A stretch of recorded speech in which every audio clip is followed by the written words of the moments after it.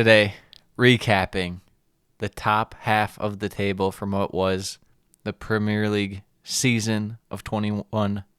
Going to go over all the good trends, silver linings, virtually what we did last episode for the bottom half, we will be doing for the top half of the table. So as you would expect, way less interesting, but that's where you're wrong. Coming up on this episode of the Premiership Perusal podcast. Manchester City are still alive here. Balotelli, Aguero!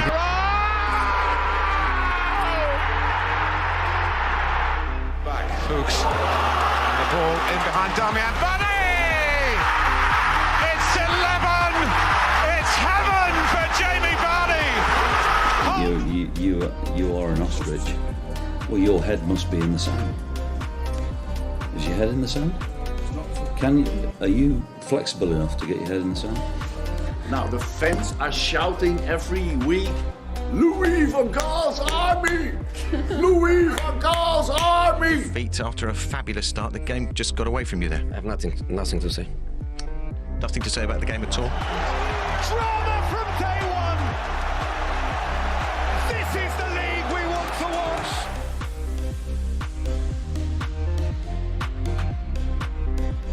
Look at that table, and look who's in third. They're back. Look who's in first. Arsenal. I saw a joke that was like, Lampard took Everton from 16 to 8th, and no one's talking about it. Mad respect. You know, the Premier League's very high on, like, alphabetical in terms of, like, kind of beginning of the alphabet. Because I think, Fulham's 9th, and F's pretty early in the alphabet. To be 9th, the 9th team in alphabetical order, the F. Yeah, I suppose so. Yeah. Yeah. I mean, there's a couple W's in there. Yeah, it's very spaced out. S, T, but yeah, I mean, we dropped Watford, but we also dropped Burnley, so, it kind of equals out in that regards. But anyways, speaking of W teams, let's start out with number 10. Wolverhampton Wanderers. Number 10, Wolves. Here's the top 10 teams of the Premier League season of 2021-2022. It'll blow your mind. Let's start off. Top goal scorers. Raul with 6. Hwang Hee-chan with 5. That is not acceptable. Six. 6. What do you think? You're Norwich out here? Six goals? Top. Even Timo Pukki had 11. 9. They like 11? to spread it around Wolves, as in they had a bunch of guys with like 3. They and spread it nice and thin. Yeah. It's like the end of the jar of the peanut butter, and you're just trying to make a just trying to sandwich, get as much as you can. You're scraping the edges. Best guys. I had them ranked Sa, Neves, and Ait Nouri. Notes about Neto and Johnny being good, but only 13 appearances each, so I couldn't pick them. Yeah. You think I that's would fair? throw in Matinho probably ahead of Ait Nouri, but maybe Connor Cody. The stats did not favor Mr. João Moutinho very much. And honestly, thinking back on it, I don't know if my eyes favored João Moutinho a ton, besides 2 weeks. All right. Best stretch, 2 separate 4-1-0 runs. One from the end of September to early November, and one from December to January. So right in the thick of things, early on, and then when you have a bunch of games, they were hot. Yes, absolutely. It's probably 2 of the 3 best times to be hot, except for end of the year. Mm-hmm. So yeah, when the fixtures are coming thick and fast, you get some good run of form going. Unfortunately for them, the end of the year was the complete opposite, and they went 0-2-5. Yes, it wasn't great. It really tapered off towards the end. Yeah, it was not good to watch, especially their defense kind of just started to be a little more leaky, and their attack was virtually the same. Yeah. Best formation 3-4-3, some 3-5-2, but spotty results with that. The 3-4-3 was their main one. Some trends. Their attack was subpar. Would you believe it? Especially the shooting. Absolutely. I mean, watching Wolves this year, all it was with their attack was it was moving fast and it looked good, and then it literally came to like shooting or picking out your shot, and that's when it all went wrong. All up until the critical point, and then it just... See, and that's why there's something about, and I feel like it's more pressing for lower teams too in the table, more mid-table teams, having a 9 that's just a goal scorer. Yeah, and if you have a bunch of guys that are pretty solid at everything, sure, that helps in certain aspects, but I feel like you're hurting yourself as far as goal scoring eventually. And you would think having Raul Jimenez, they would have a number 9 up there who could get more than 6 goals in the season. Not the same guy. And they kind of had him more as like a false 9 at times to create because they didn't have enough central midfield creating presence, really. And, I mean, the productivity that they got out of Trincao, just no. Yeah. That was bad. That was not good. Huang Hee-chan had moments, kept getting hurt. Missed a few easy chances, but, I mean, who didn't on this team? When they had Adama Traore, he was pretty bad.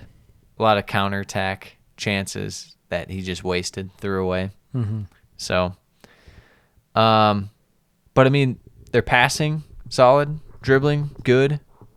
You know, I mean, that just loops back to it though. Like they had guys who were just solid all the way around, but then not like any specialization as far as shooting, and that's where you go wrong. Especially, it's one thing if you build your side like that in your Man City, because everyone's going to be even up a notch at how good they are at everything. Yeah. So that's going to mask it even more that they don't really have the ability to score quite as well as, say, like a, you know, your typical number 9. But when you're Wolverhampton Wanderers, not going to be Man City level. No, you don't have the quality in the rest of your squad to make up for that lack of number 9.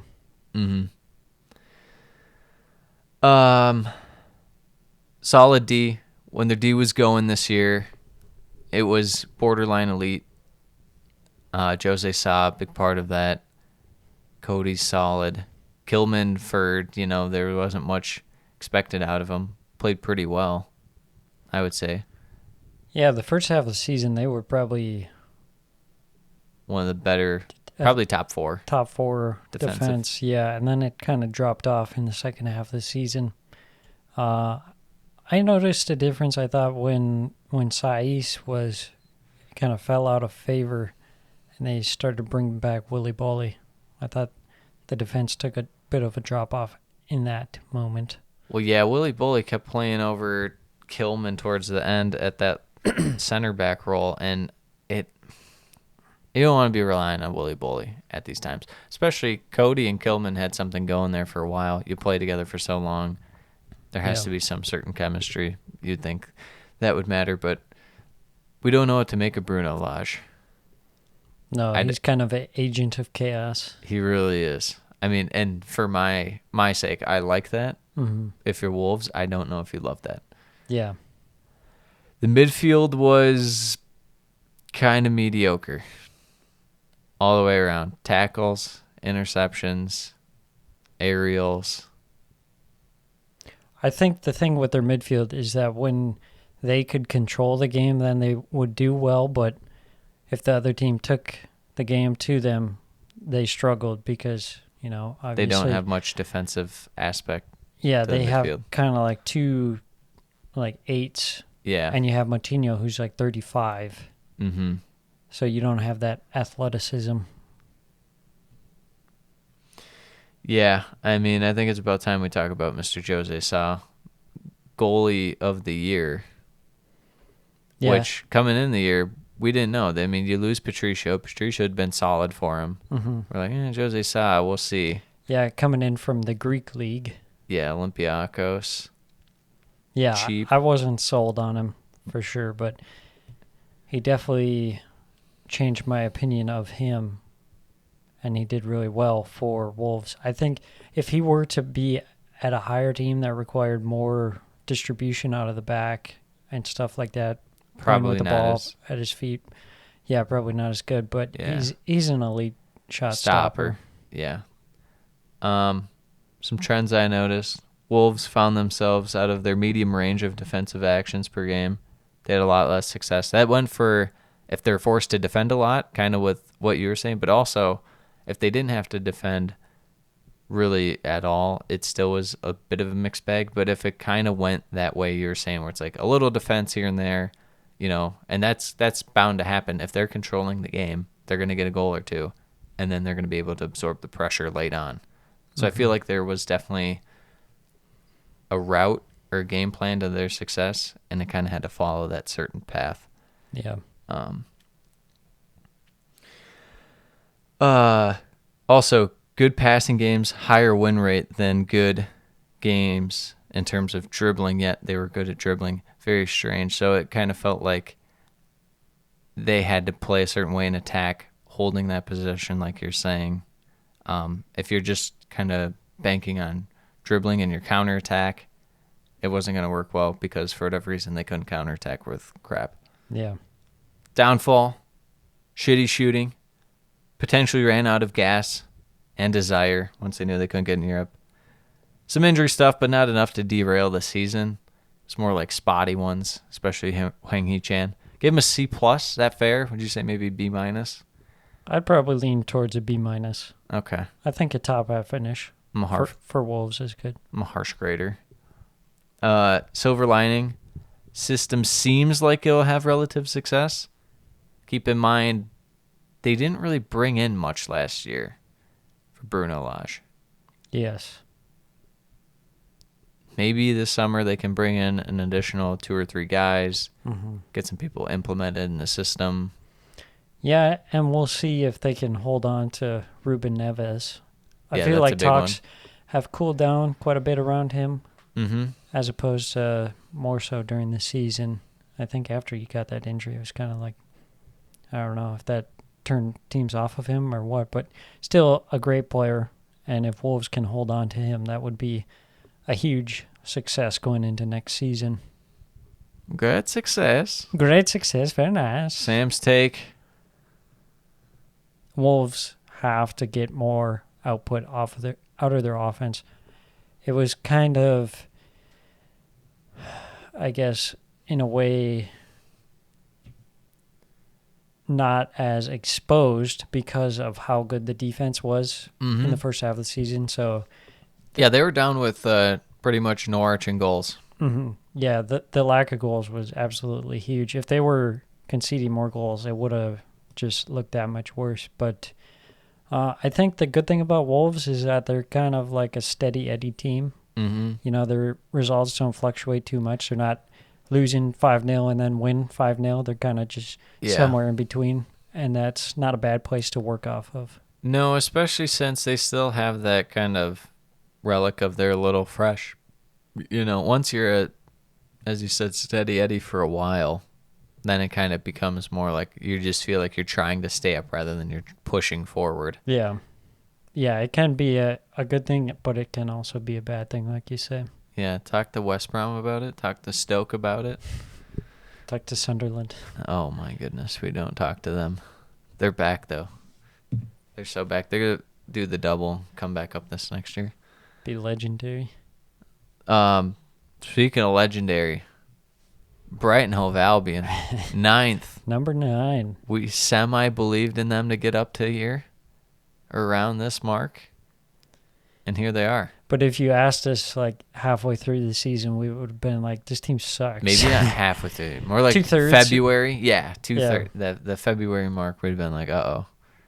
They're slipping to 14th. What the hell happened? Top Can't scores. score a goal in like 8 games. Yeah, top score. Trossard and Maupay with 8 each. Tied for, well, I guess he's just third by himself. Danny Welbeck with 6. Big ups. Would have been the leading goal scorer on Wolverhampton Wanderers. How about that? Best guys, Cucurella, Bobby Sanchez. And how about this? We have a third-place tie of Veltman, Webster, Trossard, Mwepu, Gross, Caicedo, and Lamptey. I think about half the squad. I think I would say Trossard above Sanchez. Sanchez was good in the second half of the season. First half of the season, he had some really shaky moments for whatever reason. He always is kind of shaky once in a while, especially with the distribution. If you put any press on him, it's really bad. But when you don't, I mean, he's going to punish you. He's so good at passing. Yeah. But and then some of those guys like Caicedo and they didn't really play enough. Didn't play enough, but towards the end of the season, they were playing really well. Well, Mwepu was killing it when he was in at all times this year. Early on, then he got hurt, and then he came back, and he was still killing it. So we'll see about him next year. Yeah, I just like Trossard as kind of that constant presence in the team throughout the season. Oh, you don't need to tell me. You know, I've always been the Trossard guy. Run the tape on pod last season. It's true. Best stretch, 4-0-1 to start, 3-2-0 to close the year. Start strong, finish strong. Not a bad thing to do. Whole lot of draws in the middle. Yeah. I think there was one stretch where they had 13 games. I'm pretty sure they had like 8 or 9 draws, maybe even more, 9 or 10 draws. Mm-hmm. It was bad. Worst 6-game losing streak, February to March. It's tough. Yeah, and then like you said, all those draws as well. Yeah. Around that time. Yeah, they started off great, but then they took a turn for the worst, and it was looking like a nosedive, but somehow Graham Potter managed to correct the ship and guide them on to 9th place. And I think one thing to always keep in mind, where you look at this year and say 9th, that's not that bad and stuff, and you have to think about how bad it could have been, because so many of those draws not only come from behind, but like 80th to like 90th minute goals to just save a point. Yeah. Too, and how much that can add up. Best formation, 3-4-3. Also a little 4-2-3-1, but that was not good.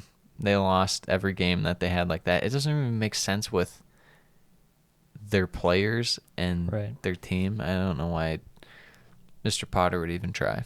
Yeah, it was interesting towards the end of the season when they were playing the 3-4-3, but they had Cucurella as like a third center back, and he would still kind of push up to them.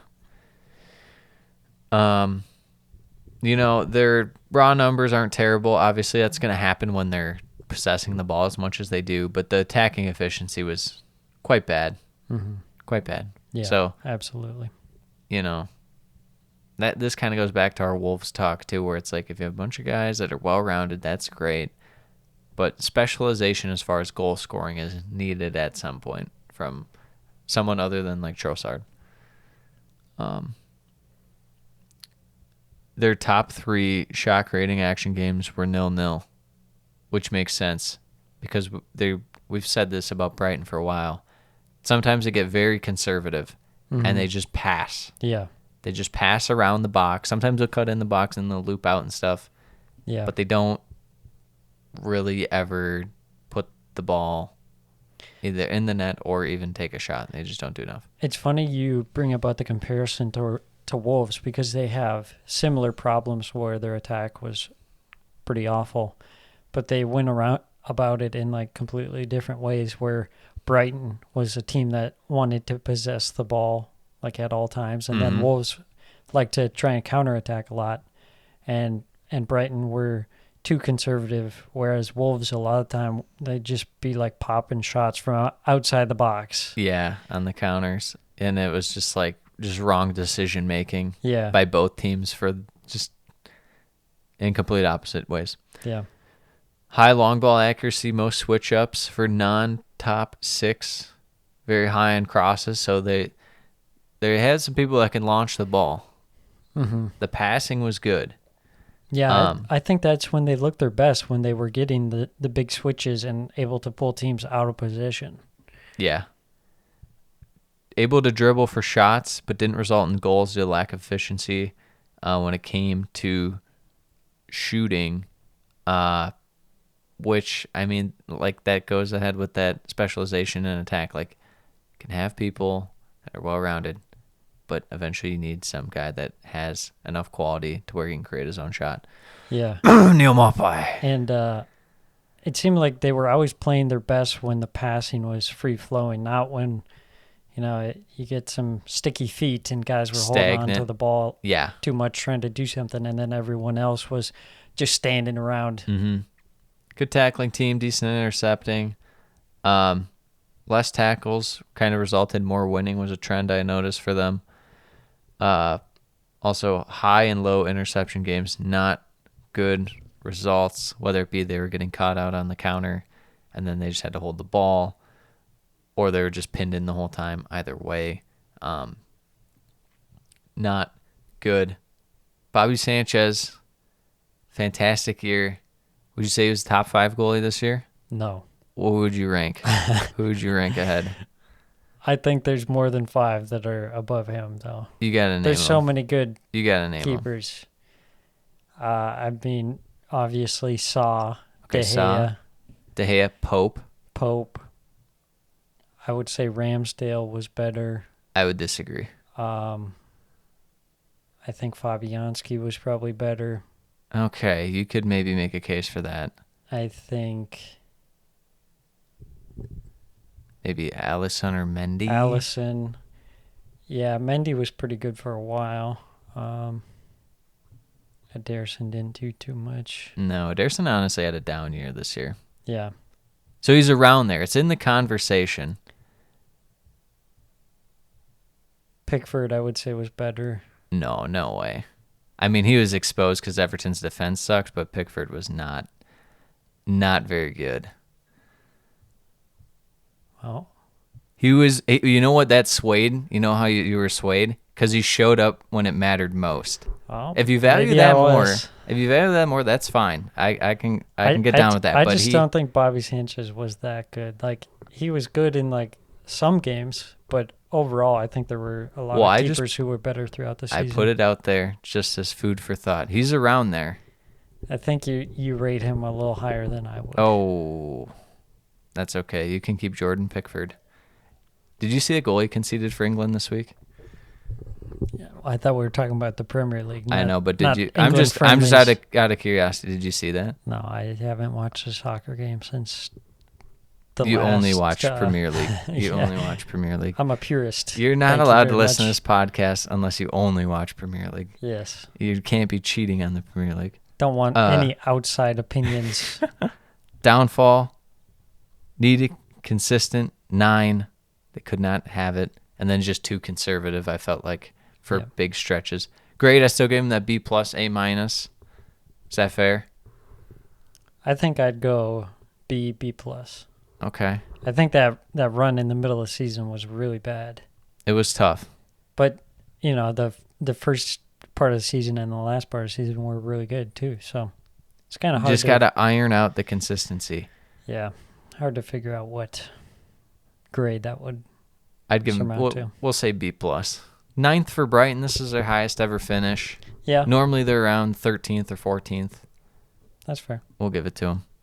Sam's take. Oh, silver lining. It's improvement, and the system looks great at times. Yeah. So, I still think Graham Potter's the guy as long as you can hold on to him. They could maybe 1 year, maybe it's next year, catch lightning in a bottle if they have Graham Potter. They bring in a nice summer signing, carries them in attack for a good chunk of the year. They could qualify, I would say, 7th. I don't know, the realm of possibility. Turn some of those draws into wins. Yeah, let's see. Let's look at the table and see. Let's see. So they finished on 51. West Ham 56. Yeah, I think for sure they could have finished 7th. Yeah. I mean, you turn just a couple of those draws or losses into wins and... Yeah, you're right there. Yeah, my take on Brighton's season is that they have the ability to punch above their weight, but only when they impose themselves on the game and take risks. A solid number 9 would do wonders. I completely and utterly disagree. Disavow. Neil Maupay, number 1. He doesn't get the respect he deserves. Moving on. Number 8, somehow They grinded their way to 8th. Leicester City. It's a bit of a head scratcher, and you kind of wonder how, but Yeah, I here we was are. looking at the table today and I was thinking about it. I don't know how Leicester ended up here, and I don't know how Villa ended up as low as they did. Those are the two I think most perplexing I think from Villa, like after watching the year. Villa makes sense to me. I mean, on paper, well, I guess not just on paper, but also watching them, they look good. But then, like, at the end I of know, the day, they're the results weren't Super very good. inconsistent, but And then, it felt like they were better than 14th. I don't know. yeah, I suppose. But Leicester is like, Out at how? high. They seem like a bottom half table Yeah. team. Let's get to it. Top scores: Jamie Vardy, 15 goals in 25 games. Guy's nuts. 15 goals in 25 games. And think about the games where he appeared, but then got subbed off due to injury or something. Yeah, He's a mad lad. right. James Madison with 12. James Madison career year, stats wise. And he had a terrible first half of the season. Yeah. Best guys, I went Vardy, Madison, and then the fullbacks at defense. And you just have to ignore their attacking statistics. Castagna, Justin, Thomas. I know who else to put in there. / Harvey Barnes. Ignore the horrendous passing statistics. They are very, very stinky. Yeah, I feel like it's even hard to come up with 3. I feel like you have Vardy and Madison, and then I don't know, Yeah. Harvey Barnes sometimes. That's what I was saying. Harvey Barnes or pick the fullbacks, I guess. I don't know. The fullbacks. Sometimes Lookman looked decent, Yeah. but And there wasn't Daka. really a consistent presence out of like anyone, Minus Iosi Perez. minus the fact that the defense was consistently garbage. Yes. Best stretch 3-1-0 to close out. Very random results and not much form. And you know, we talked about it, I think in March or February, where it's just like Leicester play at a certain threshold, and whether their opponent matches that threshold determines who's going to be the victor in the game. Yeah, Because Leicester didn't play down to their competition. They didn't play up to their competition. They just played how they could, and then they let the chips fall where they may. yeah, So, yeah. It was consistently not very good. yes, to say the least. Worst 2 separate 0-2 and 3 runs.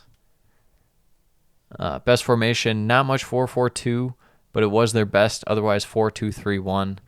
I still feel like some variants of maybe tap into the 3-4-3, and then even 4-4-2 makes the most sense. But Yeah, I think the problem was not having any center backs. yeah. So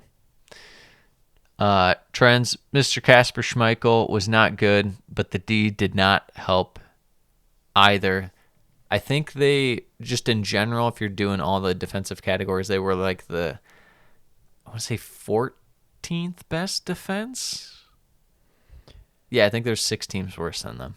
yeah, they had one of the worst center back pairings. I guess, all combinations of their center back pairings seem to be pretty awful, to be honest. Yeah. Other than when they had Fofana back He for came like the back. last 5 games of the season. Yeah, and they looked fine. Raw numbers, efficiency, hey, they were kind of efficient. Best goals per shot ratio in the Premier League, and second in goals per shot on target. So it was more about getting in that position, which they couldn't really do, because one, you really only had Madison creating for the most part of the year. Then you kind of got Dewsbury Hall in there. He was doing some stuff going forward for a bit. Yeah. Tielemans wasn't bad. He just wasn't Tielemans that we'd seen in the past. So Yeah, he looked good when he seemed like he actually cared about playing the game. yeah. Yeah, and like you said, Dewsbury Hall, he was good. I probably put him as like the 3rd best, even though he really only caught on like the second half of probably the played season. like 10 games, if that. I would say more than 10, but 10 starts. Probably had like 16 or 17 appearances, but like 10 I would starts. say he started probably like 15, but I'd have to We'd have maybe to check. even more than that, maybe like 20. I feel like the efficiency stats pretty much solely comes down to Jamie Vardy being amazing. He's got to be one of the most efficient goal scorers Mm-hmm. in the history of the league. Yeah, Madison wasn't bad either, but yeah, the rest of it, hit or miss. Barnes was all right in terms of efficiency. Daka wasn't too bad, but he just, again, didn't have many chances. Lookman was better at passing than shooting, and Daka kind of was too in a way, but last in crossing, high in blocked and intercepted passes, high in possession everywhere, except the penalty area. I think that's kind of all you need to know about Leicester. They really couldn't get in a spot to get the right shot. Yeah. Sneaky bad at free kicks and corners and attack, too. I mean, we'll get to the set piece defending and stuff, but at free kicks and corners, they're pretty bad. But I don't know. Then I started thinking about it, is it really that sneaky? They don't have that many great headers. But it's like, I don't know, Soyuncu's fine in the air. You have some guys that are okay at aerials, so I don't know. I felt they should have had a little better success at, and then Madison obviously he's a solid set piece taker, so I don't know. It's kind of strange. I feel like they have a lot of short guys. In attack and midfield. Barnes, Tielemans, Dewsbury Hall is pretty tall. Daka is fairly short. Short, yeah. Lookman short. Iheanacho is tall, but he wasn't playing very much. Yeah. Tops and defensive actions that led to a goal. They were able to hit on the counter when they wanted to, but they didn't do it enough. D was poor for their standards. Tackling was fine. Limited interceptions. Pressing was subpar. Opponents fourth in touches in Leicester's box. That's not good. No. Why are you letting the opponent, when you're Leicester City, get in your box that much? Yeah, I think that goes to show the midfield struggles that they had. Yes. Downfall. Middle of the road at too many things. Too poor on defense. Lack of dynamism in attack. Mainly because of the Vardy injury. Grade, I gave him a D+. I think I'd say... You'd say D, wouldn't you? Yeah, D+. Yeah, because it's 8th. It feels lower, but 8th, you're like, whatever, I guess. This team without Vardy is 16th place. I think lower. They're so garbage. I think they're lower. And that is, yeah. Silver lining, as long as you have Vardy, there's a chance. James Madison bros. I think we're back. Are we sure? We don't know. He's just the most confidence player that there's ever been. Yeah. When it's going for him, it's going well. The Harvey Barnes semi-emergence, I think, will be even better next year. He just needs to get some semblance of playmaking as far as creating for others. It's so bad. Yeah. For no reason. Sam's take on Leicester, what do you got? Leicester need to prepare for life without Jamie Vardy. The writing's on the wall. It's never going to end. So the man cannot go on forever. He's getting more injuries, but... Shh, Leicester, don't listen. Sam's just mad Vardy didn't go to Arsenal in 2016. I am mad. That would have been awesome. I think anyone would be mad. He's amazing. That would have been awesome. They got to figure it out. Yeah, I don't know what they're going to do because there's no guy like Vardy that has the instincts and the ability. You know what he reminds me of is almost like a Di Natale kind of guy in Italy, where it's he's an older dude, but he's the athleticism isn't fully there anymore, but he just knows where to be, what to do, and he still just blows past everyone. He's so good. Yeah.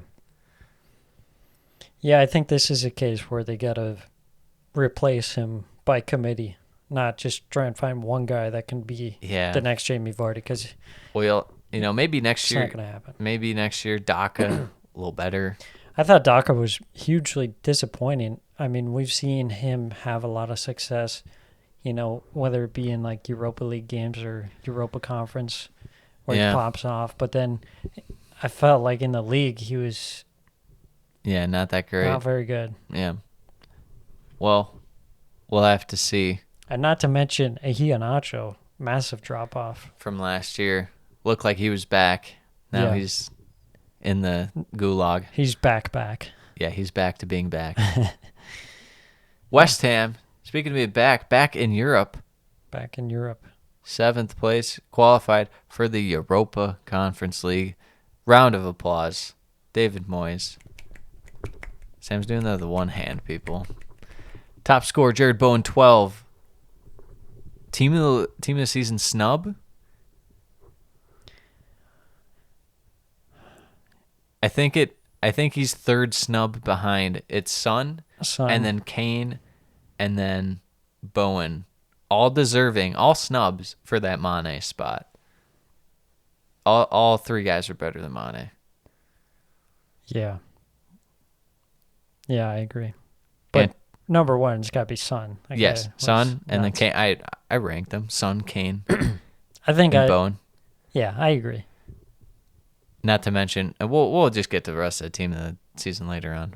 Antonio had 10, and I feel like he probably had, 7 in the first, 6 games? Yeah, I thought he had 9 through, October?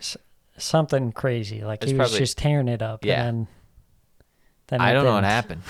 I genuinely don't know what happened. The man lifted up his own cardboard cutout, and the universe said, "No, I shall smite down upon thee." Best guys, I hubris. had Bowen, Rice, and a tie of Lanzini, Dawson, Fornells, and Antonio just for his early season go around. I was leaning towards Dawson. Not that he was amazing, but they had so much defensive issues that he was kind of their one guy, and he was above average. Otherwise, I was probably leading towards Lanzini. Lanzini did come into his own towards the second half of the season. I thought Fabianski was good. He was really good, too. I could have put him up there as well. Yeah, but Jared Bowen, amazing. The breakout season. We saw the potential was team. there. You said we saw. Oh, yes. He's on a different team. Good one. We saw. Good one. I ain't out here with the dad jokes. We saw. We saw. We saw the potential in Jared Bowen. He had his moments, in previous seasons, but yeah, this is the season where he really broke out. And I think he could have done better had West Ham had sufficient depth where he didn't have to play every single game that he was fit to play. True. And I feel I guess they could have committed him either Premier League or the European competition. Probably would have went Premier League because they're vying for the Champions League. But, yeah, no, it's kind of the first year where Moyes kind of just gave him free reins. It's you're a starter. Yeah. I mean, we don't really have much of an option. It's either you or Benrahma, whoever gets going. Mm-hmm. Benrahma had moments, too. He was okay, but... Yeah, I was reading about West Ham fans that weren't too high on Benrahma, and I was thinking he wasn't that good, but I think he was good enough that you would keep him around to have him as depth. Yes, absolutely. Sometimes you have to eventually just disassociate the price tag with a guy, unless it's over 50 mil. Yeah. And I get, even if you're a smaller club and you spent 30 mil on Benrahma, might not feel great, but you know what? He's still a decent enough player. Probably got to keep him. Yeah, and then you think about if you were to try and replace him, how much is that going to cost anyways? Yeah. Best guys, thing to notice there. Last year, Player of the Year candidate, Thomas Suchek, not on there. Yeah. Rough year. Down season. I don't know what it was, but... Apparently he had a falling out with Moyes. We'll see if he's at the club next year, but I don't know. He's a player I enjoy watching when he's going. Yeah. Best stretch, 5-0-1 from September to November. And they lost on a last-second header to Wisa. How about that? Not to be confused with We Saw. Yes. Worst was the 1-2-4 form from end of November to Boxing Day. Yeah, I don't think that's too surprising when you have a bunch of games and a thin squad. Yes. Best formation, 4-2-3-1 is really all they used. Some trends. Goalkeeper performances above average. I say above average because it was slightly brought down by Areola in the limited times he played. But Fabianski, very good. As we mentioned, we're pushing top 5. That man is aged like a fine wine. Excellent goalkeeper. I think overall he doesn't get enough credit for being the quality of goalkeeper that he is and how long he's been doing it. Tack total numbers, middle of the road, but efficiency was good. Poor dribbling, mediocre passing. Drop off in kind of set piece plays this year. Still super efficient at set pieces, but remember last year how many they had and they were really killing it. This year, still good on set pieces, but not as many opportunities. Better results when turning defense into attack, able to utilize that speed, and you have Rice galloping through the middle of the field, kind of distributing. That is when they're at their best. Tackle, pressing, interceptions, not very good. Good at preventing dribbling when on D in their own box or even their own third. I think that's kind of where you see the Soucek kind of drop off. You're not getting as much production as far as defensive actions out there. Yeah. And I felt like they should have been better at aerials. They're middle of the pack. They have some taller guys. Yeah, I would say so. And then you have physical guys. You have a guy like Antonio. Yeah. And Soucek, even your center backs, Dawson. Center backs are pretty tall. You got a guy like Ben Johnson, who's pretty tall as well. Yeah, for fullback, yeah. Yeah, it was kind of strange. Downfall was their depth, not able to rotate as well. Antonio and Soucek kind of falling off. And, of course, the major downfall, Cats. That guy right in Zuma's head. That was the true turning point of West Ham season, the bad juju. It really was. Grade, I give him a C+. That fair? 7th? Or would you go maybe slightly higher, B-? I would say B. B? Yeah, I thought overall it was a pretty successful season. It could have been a lot better, I think. I feel like that's what I was holding against them. We saw it started out really well. Yeah. Silver lining. Still qualified for Europe while fighting the good fight for a UCL spot. Yeah. Sam's take. Yeah, my take, basically, we've touched on this many times throughout the season, but we were always concerned about the thin squad. Guess what came back to bite them? The thin squad. Yep.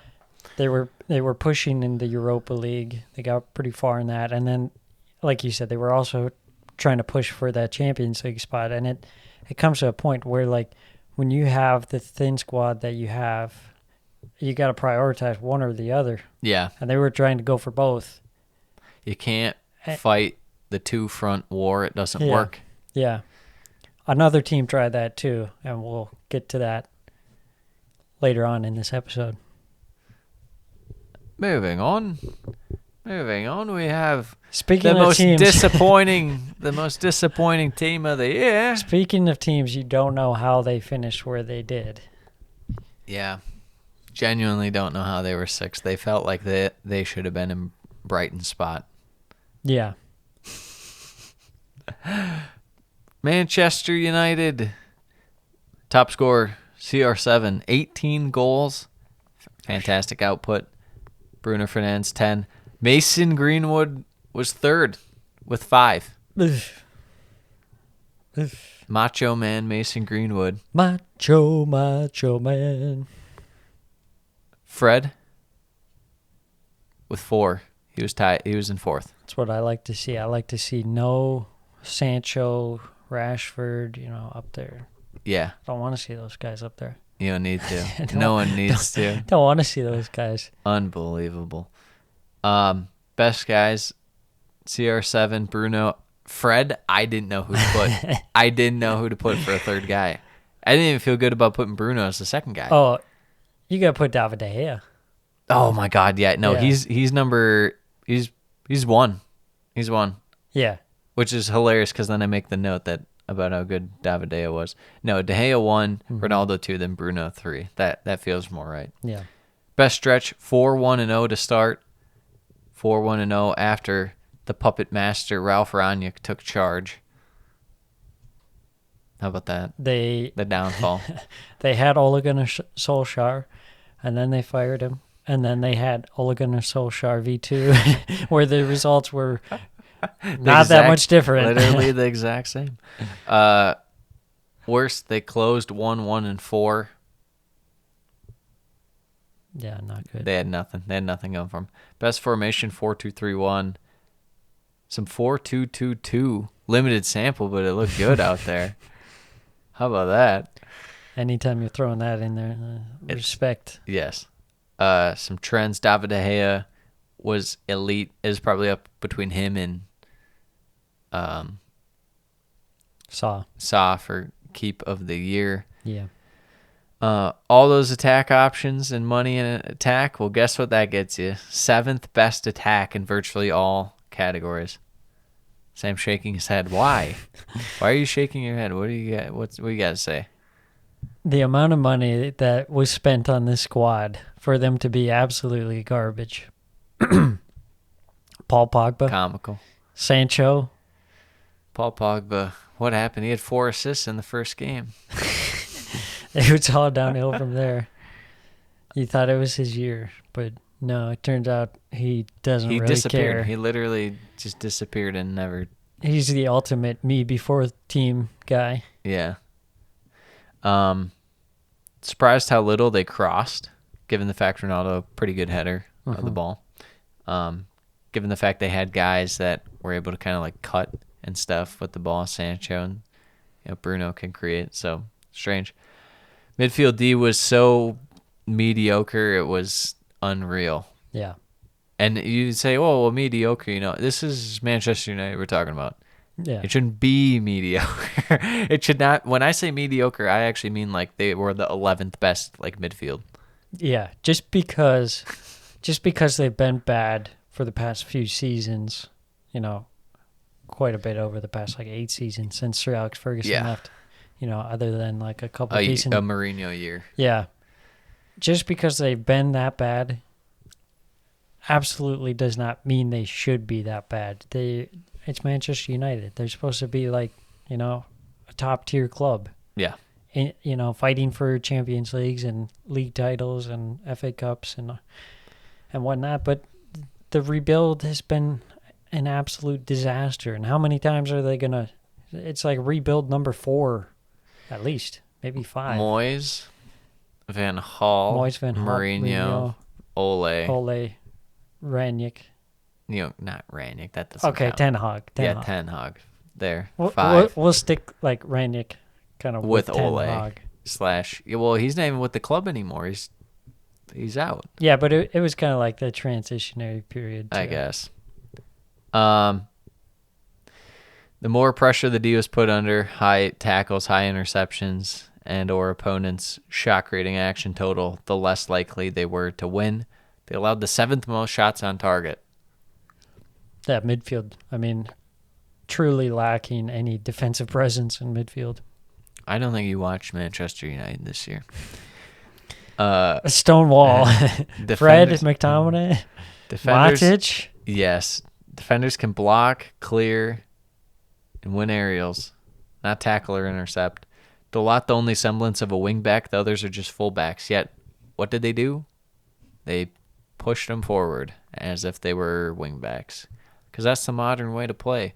Even though we don't have the personnel, we're Manchester United, and we're just going to pound our head against a brick wall and act like, we're going to win a certain way. Yeah. Teams are just going to lie down for us. That's terrible. Right. Downfall. No plan. No plan. No chemistry. Lack of personnel. Finger pointing. Pathetic mindset from too many. Is there any other way to put it? No, I think that sums it up. Yeah. Grade D-. You got the Europa League, but that's not... I think D- is good. Yeah.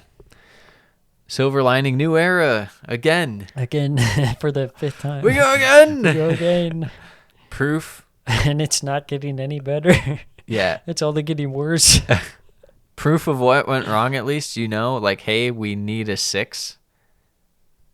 Hey, You could honestly use an 8 too. You might have Fred yeah. and McTominay. They should be depth pieces at this point. Yeah. You bring in De Jong if you can to be your 8, and then you need to find a 6 to go alongside him. Yeah. At least that'll line up somewhat. Yeah.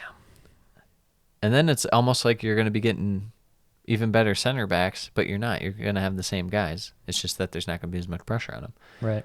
Yeah. Best form of defense is a good midfield. That's Sam, what I say. What is your take? My take is going back onto this. United need to figure out a direction to go and stick with it in their 5th iteration of the rebuild. We've seen other teams rebuild faster and better. I think of a team like Arsenal who don't have the financial resources of a Manchester United, but figured out a plan, go with, obviously Emery, it didn't work out, but now got Arteta going with the youth movement. You say Emery didn't work out, but he's killing it via Real. Yeah, that's true. Arsenal didn't work out for Emery. Yes. That's really what happened. He's just a Spanish lad. He can't work in the Premier League. You look at Tottenham, bringing in Conte. He's turned that around. They look good. Some other teams. Well, West we'll see how Ham. long that lasts. West Ham were like rock bottom. They brought in Moyes, and now he's given the team an identity from when they were in a crisis. They were about to get relegated. See, I think Man U were in a point to where they kind of had some faith in Ole and stuff, and then this one window mixed with the guys they still had there that they probably should have offloaded just was like a bad chemistry lab reaction, and things were foaming over and stuff. Yeah. There's things on fire. It just didn't. That match didn't work. No. I feel like Ole was still fine if you were to build a squad from scratch. He probably could have got you top 4, but Yeah. you weren't in that spot. You made the wrong transfers as the board. Yeah, I think Ole overall probably overperformed during his tenure with the squad that he had, given not necessarily the talent of the squad, but like the personalities and having to handle that. Yeah, even then, I think part of that too, you could make the case for overperforming in terms of the skill they had, because I don't really know after this year what Bruno is. Yeah, that's true. He's kind of a tweener guy where he's not like an elite playmaker, but he's not just like good. He's kind of on like a strange threshold. Yeah, and there's a lot of guys in the team that are not Manchester United quality. Do you mean you shouldn't be starting Anthony Alonga every single game? The fact that they were playing Mata and Matic at the end of the season, I think that says enough. That was for a joke. That was Clearly. a good meme. How many pounds do you spend on your attacking players only for you to play Juan Mata? Yes. Well, he cost 30 at one point, so you might as well play him. Yeah, like 6 years ago. Yeah. Moving on. Moving on. 5th, Arsenal. Top scorer, Bukayo Saka. 2nd, leading scorer, Emil Smith-Rowe. Saka at 11, Smith-Rowe at 10. Best guys, I ranked them Saka, Odegaard, Gabriel. Up for consideration for the last spot. Emil Smith-Rowe just kind of didn't play enough compared to other guys. These other 3 played all the time. Ramsdale up for consideration. Tomiyasu also semi, but not as much as Ramsdale, and Emil Smith-Rowe just didn't play as much. Same with Tierney, some injuries, but also consider Partey a bit, but I feel like that's the top 3. I think, I'd go Saka, Odegaard, Gabriel / White / Partey. I feel like Gabriel's the best out of those 3 this year. I think they were all really good, personally. Gabriel at times did have some individual mistakes. Well, the they team all did. played much better when both Thomas Partey and Ben White were in the team. Yeah, but what about Rob Holding? I mean, Rob Holding he's a good guy, to bring on at the end of the game and shore it up. Best stretch, 6-2-0 after first 3 game after the first 3 games where they had lost all 3, they went 6-2-0. Yeah. Then they had a 5-game win streak and 2 separate 4-gamers. Arsenal was hot. Yes. Worst mid-March to mid-April, 1-0-4. Some stinkers. Yeah, I think that's the best way to put it. Some definitely winnable games, and you just come out with a I was looking bad specifically performance. for stats. I didn't do it for many teams, but of the good teams, I went back and looked at a few games. I was like, what even happened? What went wrong as far as like the stats and stuff? And I was looking at that Palace game, and that should be in like a museum of like doesn't make sense what happened here game. No, you had that Palace game. That was something. The Southampton game was up there too. Probably would have taken the cake, but since the Palace game was so just out of nowhere. Yeah, the Southampton game, at least Arsenal probably should have won that game based on like how the game was going. Arsenal was controlling the possession like completely. Yeah. But yeah, Palace really stuck it to Arsenal. Best formation 4-2-3-1, 4-4-1-1. Limited, but good too. Yeah, there was a run of games where Lacazette was playing kind of a false nine. Yeah. Role, linking up the midfield to the attack, and that was looking pretty good. But towards the end of the season, it kind of faded off. It was funny. In that video a few weeks ago where Ian Dark put his like worst Premier League team of the season. Yeah. And it was just like absolute brain dead. He didn't watch a game, clearly. Yeah. He had Lacazette in there, and Craig Burley made a point where he's like, it was like the only guy I'd heard like say that or like make the point that we were saying too of like Lacazette's doing a ton off the ball. Yeah. And like in terms of facilitating, he was really good for a stretch. And not to mention Lacazette didn't play very much in the first half of the season. And then, when he was called upon, he never complained about not getting enough playing time. He was called upon. He put in like really good shifts, high work rate, trying to win the ball back and link up the play and hold up, doing the dirty work. I still haven't got over how Ian Dark put Kepa in his worst Premier League team of the season. That was wild. Yeah, how many games did he play? He like played. two? He played 4, and he had 2 clean sheets. Yeah, okay. Downfall: lack of defensive concentration at times. What was one of the better defenses, it just felt like there were lapses, and they didn't always get punished for it. But it was just like, whoa, what are you doing? Sold too many bodies. And when I mean bodies, I mean they literally just needed some people to be there. Yeah, absolutely. The lack of depth being acquired in the winter window when it was apparent that the squad needed some reinforcements was the turning point when you're like, okay, it's looking back on going it, to be really hard. Looking back on it, when they were in cup competitions and they're still like, no, we can do this. Yeah. It's like, no, you can't. You're still in FA Cup, Carabao Cup. Well, maybe not Carabao Cup, but they're still in the FA Cup at that time of January. It's like, okay, you have this and the Premier League season. There's COVID's still a thing. Like, I don't know what. And honestly, Arsenal, in terms of injuries, got pretty lucky. They had one of the best injury records in the league this season, which normally isn't the case. Normally, Arsenal has one of the worst. But, I mean, that is kind of concerning because, like, do you think next year could go the other way? It became an issue when we saw, when Tierney got hurt, Tomiyasu got hurt. Yeah. Partey got hurt. For a stretch. Ben White got hurt. And when those guys weren't in the team, there was a big drop-off in quality. Yeah. And it was really killer. Arteta, questionable lineups a few too many times. Yeah.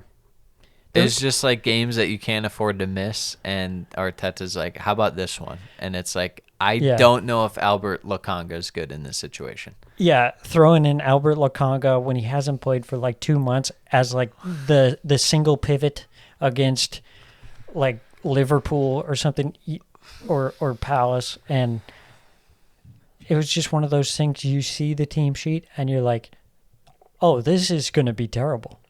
Here's Nuno Tavares in a game where we're going to have to defend a lot. Yeah, exactly. It's just like concerning how like everyone knows like this lineup is awful, but still he would go with it. Yeah. Silver lining, young guy showed flashes. System still showing successful trends. Got rid of Aubameyang. And that's just kind of a big picture, like right track in terms of identifying problems. Yeah, and another thing I would add that's off the field is there's been like a big cultural change at Arsenal towards kind of this refresh youth movement. The fans are now back, supporting the team, whereas before there's a lot of toxicity around the club and the fans weren't on the sides of the players and supporting the players. But now you saw a lot of times throughout the season where the team would go down, but the fans were still behind the team, supporting the team.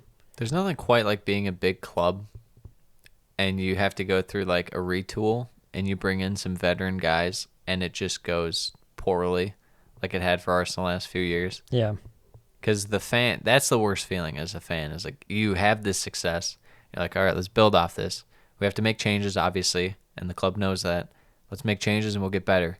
And then you get worse and you're like, what the fuck? Yeah. You bring in a bunch of guys who are just like mailing it in. Yeah, and you're like, oh my gosh. But now having the youth guys there that are showing a lot of, determination and willpower.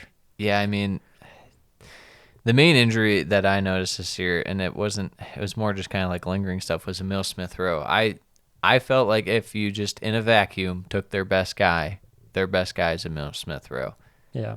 And the stats don't really show that in terms of efficiency and stuff, but when you watch him play, he just feels like he could evolve into one of the best Premier League attackers that we have, and right now he's climbing up towards that way. Yeah, he's just got that natural talent. Mm-hmm. Like Saka, I feel like he's kind of a guy that's like sneaky good.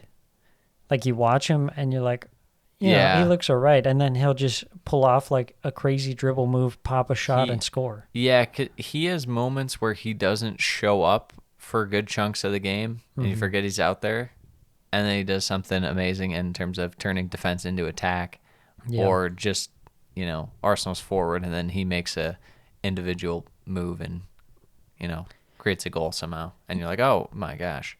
Yeah, and speaking about Saka, I feel like he was kind of in the same situation as Bowen, where he was played like every game that he was available. Yeah. And you could tell at the end of the season there was kind of a drop off. Slightly. I still think he was good. He was good, but he looked pretty tired. What's your take?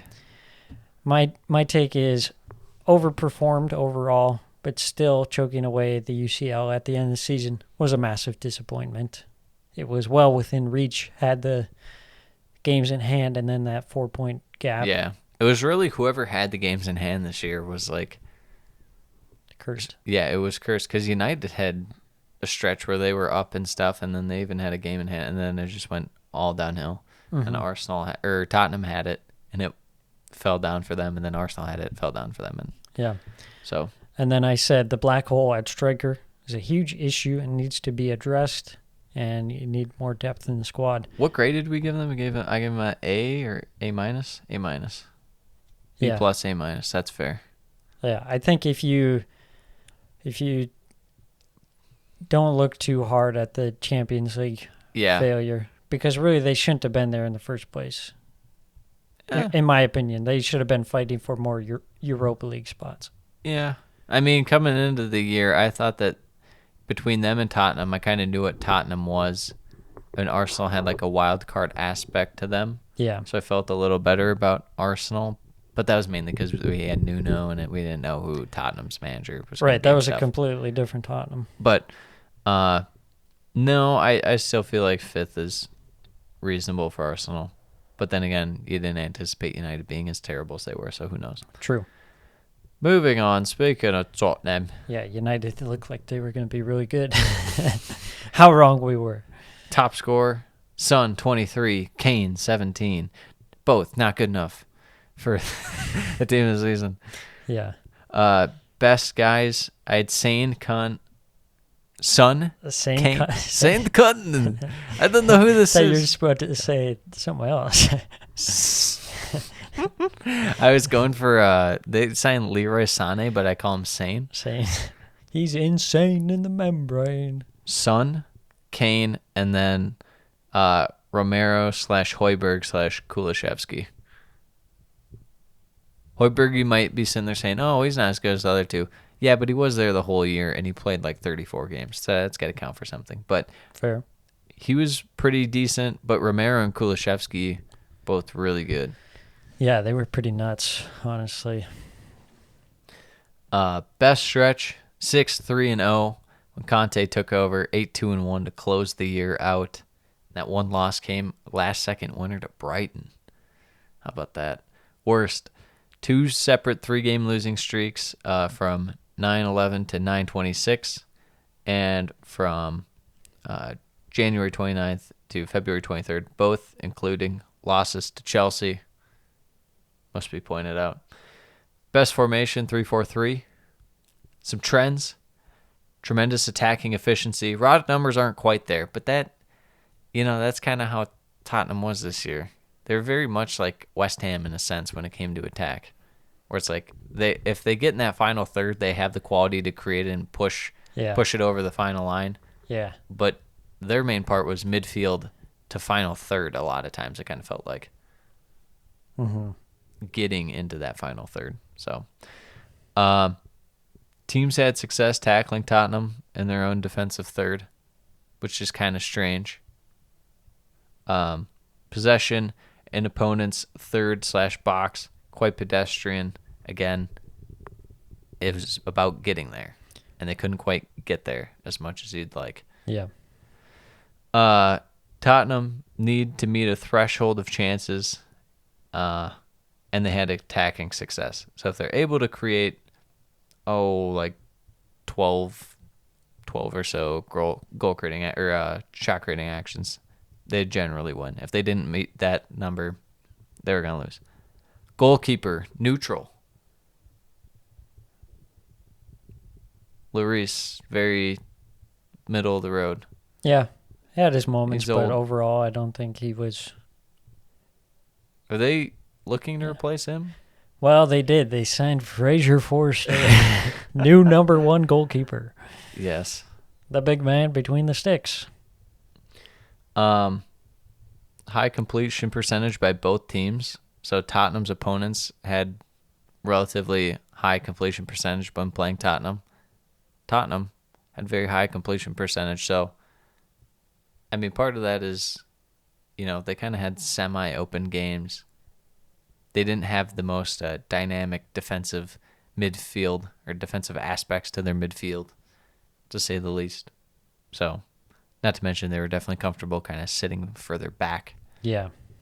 So, yeah. Downfall, having to protect the D led to times where the attack couldn't get going. As a result, they were the ones pinned and not their opponent. Also, no one tried for Nuno. That was downfall. Everyone knew that was kind of like the Arteta lineups where going in, it's just not going to work. Like, yeah. This guy's like 7th choice.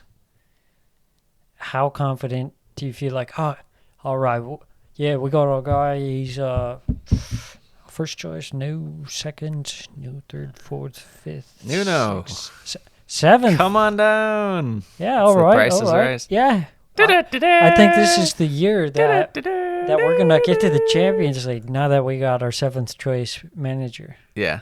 They should have went with no manager. That would have been great. Yeah. It's like pick a basketball. You just draw up your own plays. Yes.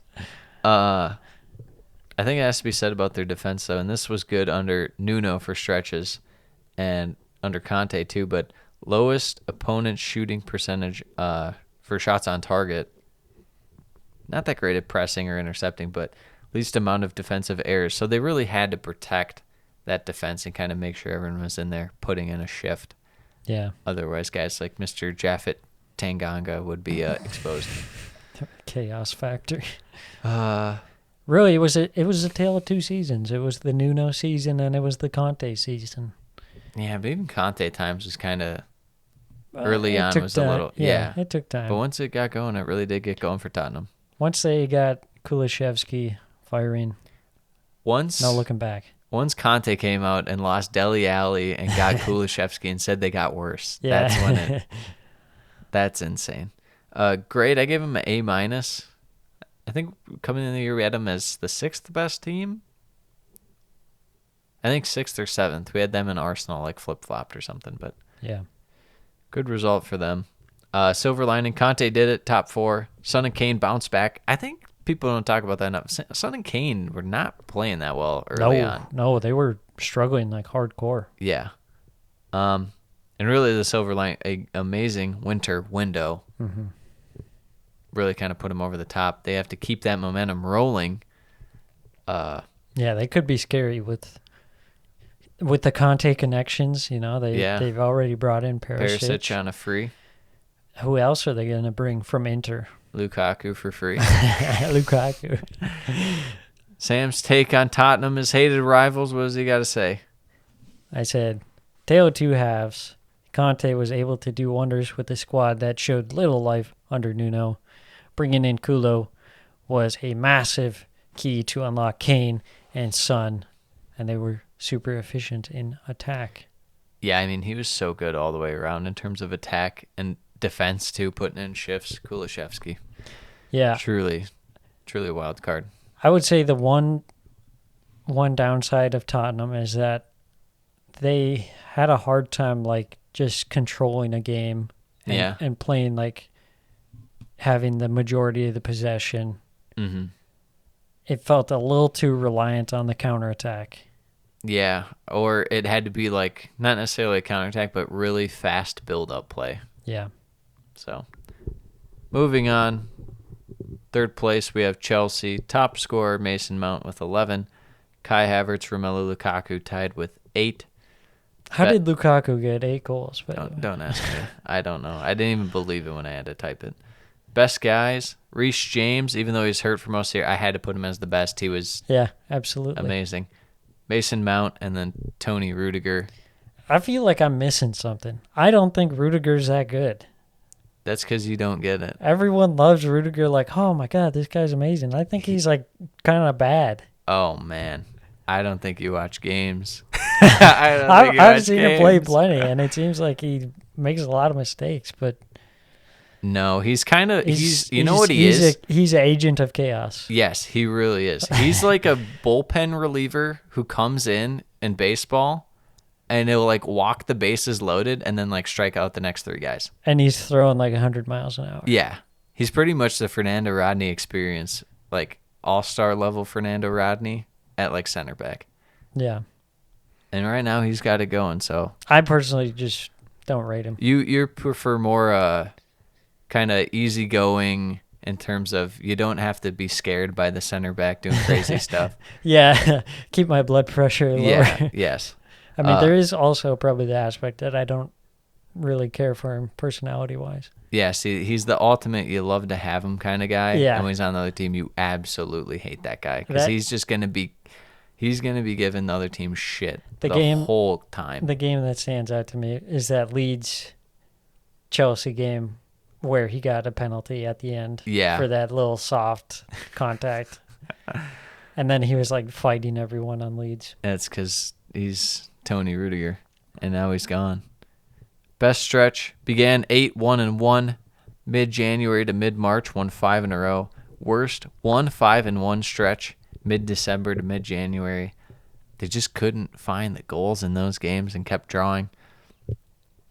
Best formation 3-4-3.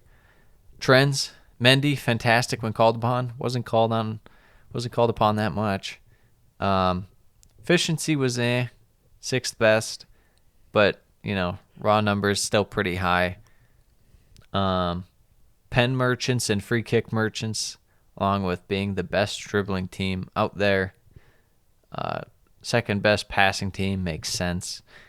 Above average pressing team, average at tackles and interceptions, yet correlation with high tackles, high interceptions, resulted in winning for them.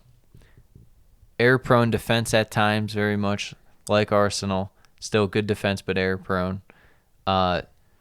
Still somehow a top 3 defense. I mean, they started the year. They didn't concede, a goal from open play until like November 1st or something like that? Yeah, they were... I remember thinking that they were a strong title contender, for a good while. They had it going. and then the goals dried up. Downfall, the club infrastructure fell apart upon the squad. The Lukaku stuff and wing-back injuries. Yeah, the Lukaku debacle can't be said enough about how much of a absolute joke of a failure, of a disaster. Yeah. I think that's shambolic. Yeah.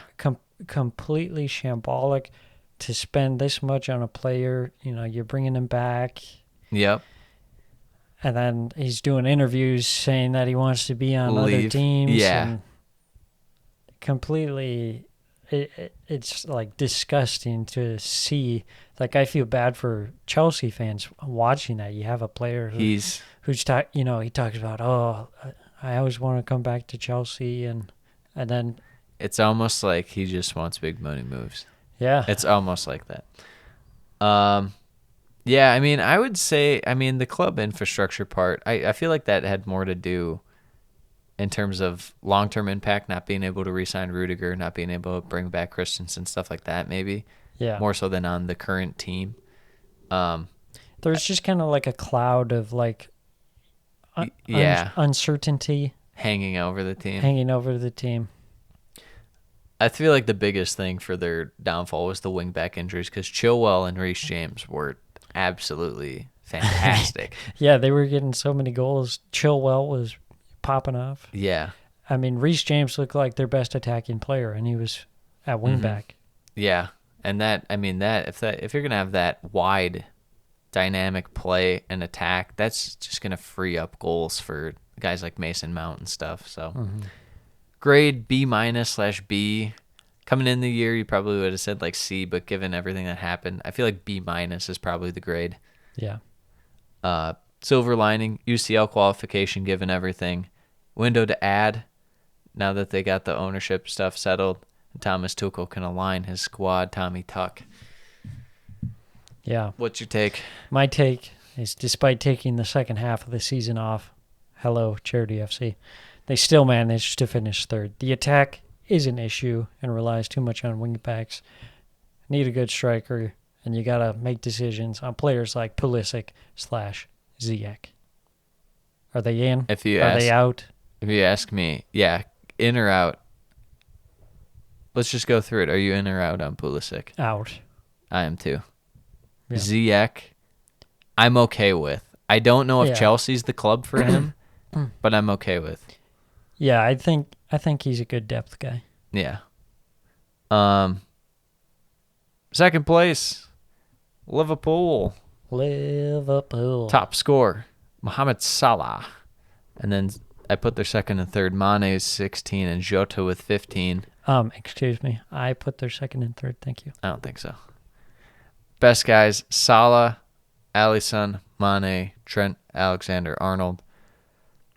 I think that's fair. I probably have Alexander-Arnold over Mane, but give or take. True. It's the same. Yeah. It's the same. Where's James Milner? James Milner. The pride of Yorkshire. Another season. Let's go. Best stretch, 10 wins in a row. Match week 22 to match week 31. Worst result, lost to Leicester and West Ham. Yeah, when you get to second place teams, you don't have like bad streaks. Yeah. You just have like bad games. Exactly. I mean, losing to Leicester, that's that was a very strange one too. Yeah, what the heck was that? Best formation, 4-3-3. Trends, attack through the right side with Salah. Wingbacks pushing up, getting crosses into the box. High line, pressing. You turn the ball over. You're able to get back and press to make sure they turn the ball over. Simple game, simple life. Yeah, Liverpool. One thing I didn't add onto this was inefficient offense. They scored a lot of goals, but a lot of the time it was just like you shoot the fire hose and hope something goes in. It wasn't a high number. I feel like part of that made up a bit for. I felt like they had a lot of just like shitty goals that kind of just went in. Yeah, absolutely. I was like, what the hell is this? Absolutely. There were so many games where they would just somehow and like grind out a win. Yeah, it's like a tap in at the back post for like Konate or like Matip or something. You're like, oh, Yeah. okay. I think one thing we have to talk about is their defense. This might be one of the most overrated defenses of all time. Yeah, I think there's an aspect of that, and also an aspect of their style of play doesn't lend itself to a good defense in the first place. Yeah, but I mean, some of the times Matip and Konate were caught out, and like no one even talked about it. And it was like teams absolutely. were always in behind. And Alisson bailed them out constantly. Yes, for sure. Downfall, high line exposed, individual weaknesses at times, easy to counter against. Many games when they didn't play well but still won. That's the main thing, is they didn't have great performances, but they got the results. Right. And sometimes you think, that's what you got to do to win, but you have too many of those, and that's an issue. Yeah. And I think that's what it came down to. Maybe it just creates a fraudulent year for them. Yeah. Grade A, silver lining, made it to UCL final, won 2 trophies. Still plenty of quality in the squad, as long as you got Klopp. Mm-hmm. I don't know. As long as you have Mo Salah, but how long will they have Mo Salah for? Yeah. He apparently is going to eventually renew. We'll see. Yeah, I think he was absolutely vital. This team without Salah, I think you're looking at maybe like 4th place. Without Salah? Yeah. Yeah, probably. I think Arsenal would be better than Liverpool without Salah. Yeah, he's just so good. Yeah. My take on it was bringing it back. We talked about West Ham potentially trying to go for 2 things at once and failing for both of them. I thought this was kind of a similar thing. I think Liverpool got wrapped up in the quadruple hype, and it came down to the league and the Champions League final, and ultimately they failed in both those things. And I think they stretched themselves too thin. I mean, you can't not go for both of them. Yeah. You know what the ultimate downfall actually was? What's that? The fullback defending. The fullback defending, yeah. Not very good. Who was defending in that Tottenham game when they got completely exposed up the flank? Oh, Robertson. And then who gave up the back post goal in the Champions League final on like Real Madrid's one of 2 chances? Yeah. Alexander Arnold, yeah. So, I mean, but that's pretty cut and dry. That doesn't describe the whole season as far as downfalls, but I just thought that was funny. Right. And there is the aspect of Liverpool's fullbacks aren't really there to defend in the first place. But guess what? Someone has to. Someone has to when you're going against Real Madrid and Tottenham. First, Manchester City, they did it. How did they do it? How'd they do it, Sam? They scored a lot of goals. And coming up with the top scorer, it just makes sense. Okay. Most teams we've got like 2 or 3 guys. Yeah. Okay. De Bruyne 15, Sterling 13, Mahrez 11, Foden 9, Jesus, Silva, Gundogan 8. They got goals all over the place. They're like oozing with goals. They don't know what to do with all these goals. And Wolves is sitting there like this. Number 6. Very nice. Raul Jimenez, number 6. Y'all got any goals for us? Best guys, De Bruyne, Cancelo, Silva, Gundogan, Rodri. I think I would have it De Bruyne, Cancelo, Rodri, Gundogan, Silva. People like to act like Gundogan wasn't like massive for them this year, and they're like, "Oh, just because you score the game-winning goal doesn't mean that." Shut up. Gundogan is such a balanced player that he's like the perfect representation of like what City is. Yeah, I think it came down to he had like the back issues, so he didn't play as many games. But when he was playing, he was one of the best. Insane. The guy is a top level player. Doesn't get the respect he deserves. No.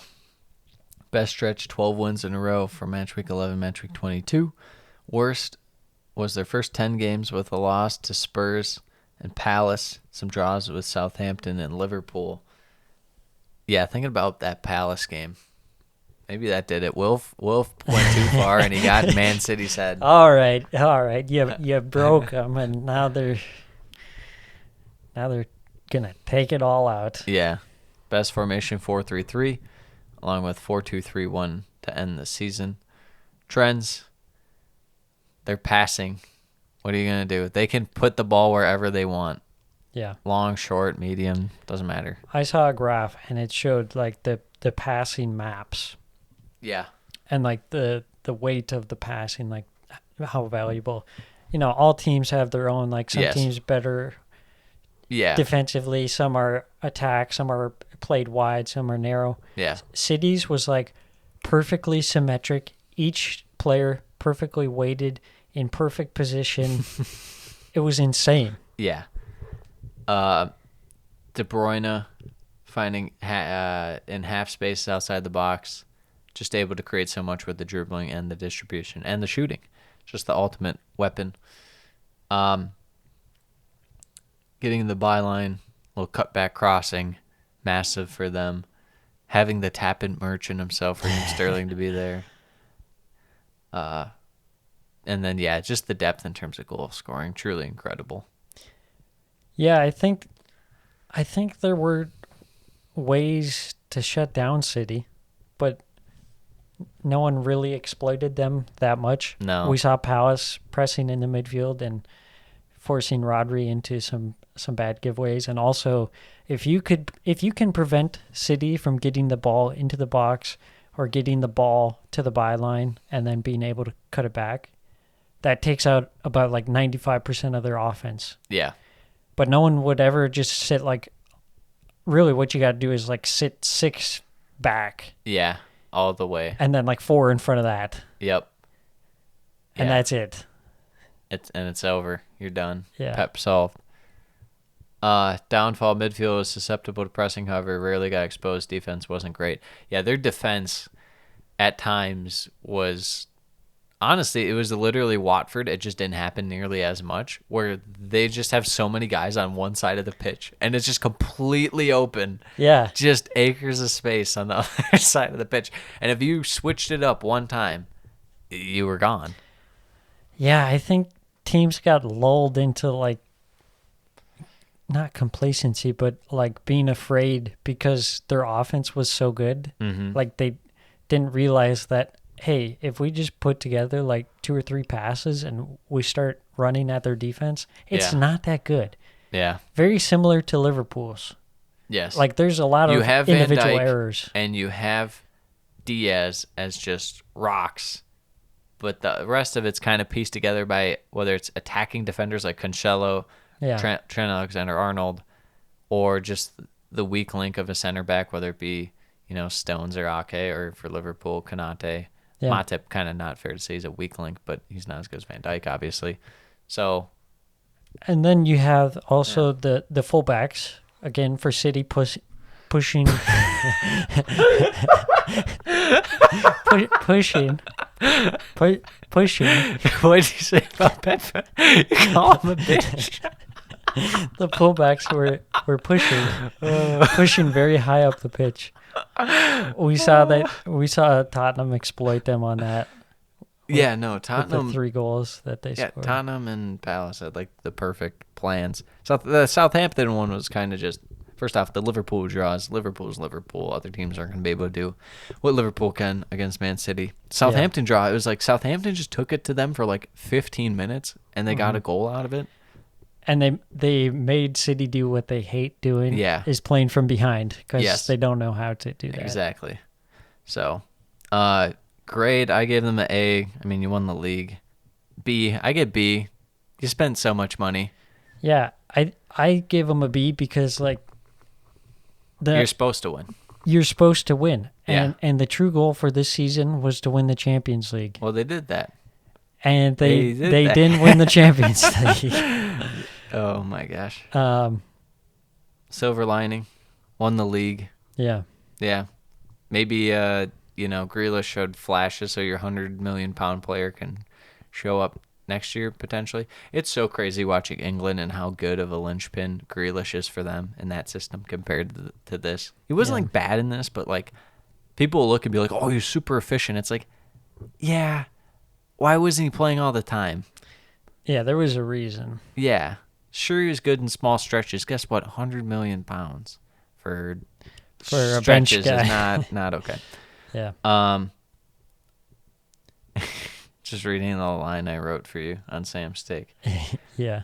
What's your take, just in general, about City season? My take is another year, another title this City. And I've seen other people talk about this online where they say, like, when City wins the title, it feels like there's no winner. Mm-hmm. You know, like... Yeah, it's because no one likes them. No one cares about City. Yeah. They're just like, they're supposed to win because they spend billions of pounds on their players. And Yeah. they don't really have that much of a fan base. Exactly. So, yeah, no one cares about City. Again, failure in the Champions League. Continuously elusive to the bald fraud, Mr. Pep Guardiola. Yeah. In City Drinking water colours. intensifies. Really, he's a bald fraud, and he's a Premier League title merchant. Yeah. What can you say? We did it in the Bundesliga. He did it in the Premier League. Did it in La Liga for a stretch. That's what he does. He wins titles. Yeah. I mean, there's a certain skill to winning. You know, campaigns are so much harder than cup competition. Cup competitions, there's just honestly, it comes down to a bit of luck going your way for and stuff. But yeah, I don't know. His team seems to crap their pants when it matters most. As far as in the Champions League, it's one thing to do it against Villa at home in a must-win. It's another thing to Do concede it on a twice. sunny day at Madrid. Yeah, concede twice in the 88th and 89th minute. So, top half of the table, did anyone finish? Well, we kind of already talked about, did anyone finish where you didn't expect? Is there anything throwing this together that kind of stuck out to you? Yeah, I think, like you were saying, like teams that, after watching them, you're like, Chelsea third feels kind of weird. Yeah. United finishing sixth feels weird because they seem like they kind of sucked. There's just stretches that stick out in your mind about teams that seem way longer than they were. Yeah. And then like stretches that were like way shorter than you would think, but they're actually way longer. And it's like, what? Mm-hmm. That happened with me with West Ham. I was like, I don't remember this stretch, their bad stretch being like this bad. Like earlier in the year, their bad stretch. Yeah. It's like, I don't remember it being this long. Leicester finishing eighth. That's a crime. That's the most. I don't think that happened. I think that they pulled one over our eyes real fast and said, yes, Leicester had 58 points, 56 points. Yes, of course. Yeah. And really, you go back and do the math, and they had like 44. Yeah. Should we do the team of the year? Yeah, we can talk about it. Wrap up with that. There's really only two egregious ones, in my humble opinion. All right. Do you want to read it out, or you want me to read it out? You read it out. All right. Alisson, Alexander-Arnold, Van Dijk, Rudiger, Cancelo, De Bruyne, Thiago Silva. Thiago Silva? Bernardo Silva. Mo Salah, Cristiano Ronaldo, and Sadio Mane. Thoughts? Mane shouldn't be in. When three guys are snubbed over you, that's really bad. That's really bad. Yeah, it's so confusing. How did Mane get in there? And if you want to do, it has to be a wing, then okay, for sure Son. But if you if you want to just do three attackers, then it could be Kane, then it could be Bowen. Either way. Yeah. As far as the midfield go, Thiago shouldn't be in there. No, not at all. I tried to think about it and think about like who you could have thrown in there without doing the obvious one of Rodri. Mm-hmm. I couldn't really come to grips with a good Rice. Maybe Rice. Gallagher is too much of a stretch that even me, myself, the Conor Gallagher #1 fan, couldn't do it.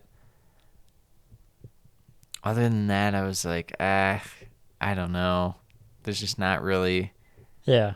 But I think Rodri. Yeah. Has to be Rodri. Yeah, I would say so.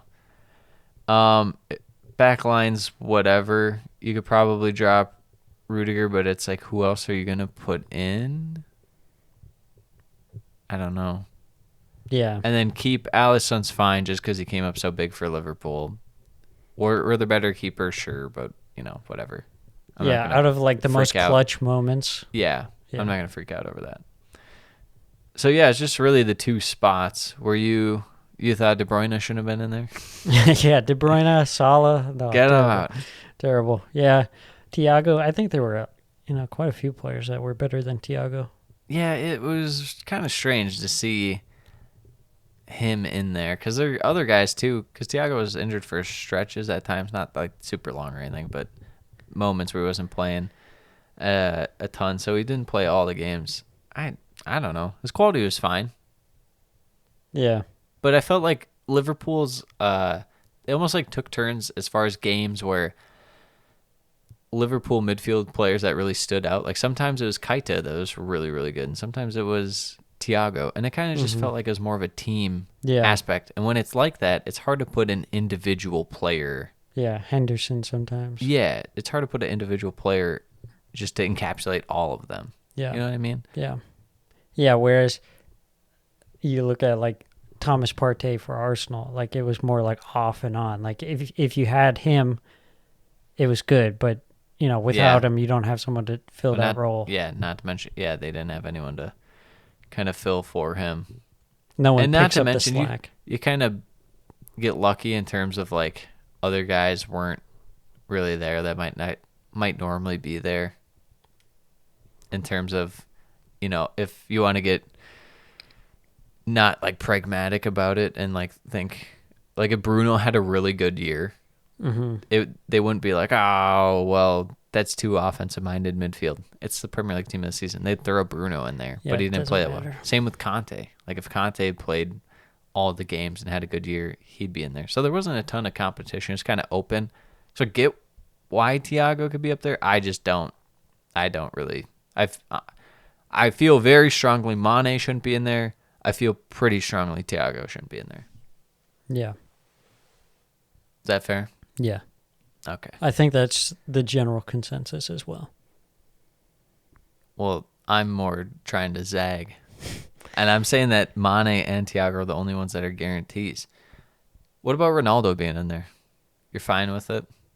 I don't hate it, but I don't love it. I feel like there was kind of like a black hole at striker throughout the whole league.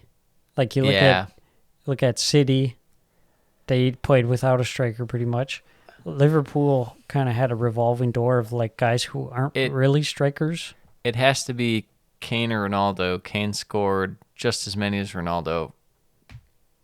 I guess Ronaldo was more consistent. He did it over the length of the year. Kane in that first half was like not doing anything and then kind of just got hot.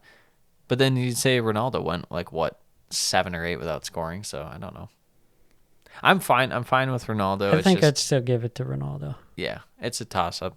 It doesn't really matter to me. I don't feel strongly about either one, but yeah.